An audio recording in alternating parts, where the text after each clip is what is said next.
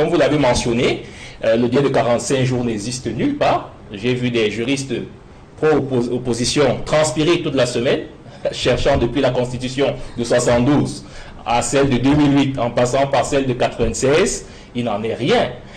Vous savez que le chef de l'État a hérité du président Amadou Ahidjo et que, même par principe de nostalgie, il a gardé certaines habitudes de son prédécesseur. Et parmi ces habitudes-là, il y avait justement la volonté de ne pas excéder un certain délai de jours hors du territoire national. Mais cette habitude que le président a, à un moment donné, semblé assimiler à un rituel, n'a jamais une portée légale, n'a jamais eu une portée légale au Cameroun. Ça, c'est la première chose sur le plan juridique, parce que beaucoup, sur des chaînes étrangères, ont voulu jouer sur ce levier pour constater une certaine vacance au Cameroun. Là aussi, il n'en est rien. Je veux convoquer ici M. Fangois le principe, toujours sur le plan juridique, de l'extraterritorialité qui confère au président de la République en droit public international la possibilité de prendre des décisions hors du Cameroun, n'est-ce pas, qui ne peuvent être contestées par qui que ce soit. Surtout dans un pays qui reconnaît l'État du Cameroun, qui reconnaît, n'est-ce pas, son gouvernement. Et c'est dans cette perspective que vous avez bien vu quand M. Kambi a dit que le chef de l'État n'a plus fait signe, ce n'est pas vrai.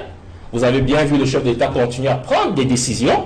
Je vais m'appesantir sur une décision forte qui n'a pas été inaperçue.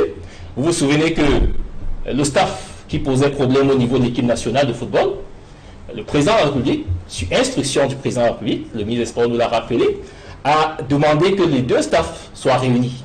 Donc la décision d'un staff conjoint au sein de l'équipe nationale des Lions indomptables, qui tend à ramener la tanière, la sérénité dans la tanière, émane bien du chef de l'État et de personne d'autre.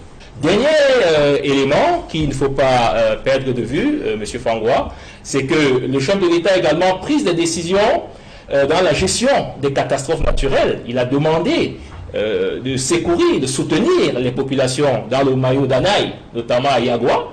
Il a demandé d'intervenir au niveau de l'effondrement du pont, ici dans le littoral, n'est-ce pas, au niveau de la Sanada maritime. Il a émis des télégrammes officiels, l'un au roi d'Espagne, n'est-ce pas. Il a également continué à prendre des décisions, des actes administratifs visant à le faire représenter dans des grandes rencontres internationales, soit par le ministère des Relations extérieures, soit par le Premier ministre chef du gouvernement à Hambourg, en Allemagne.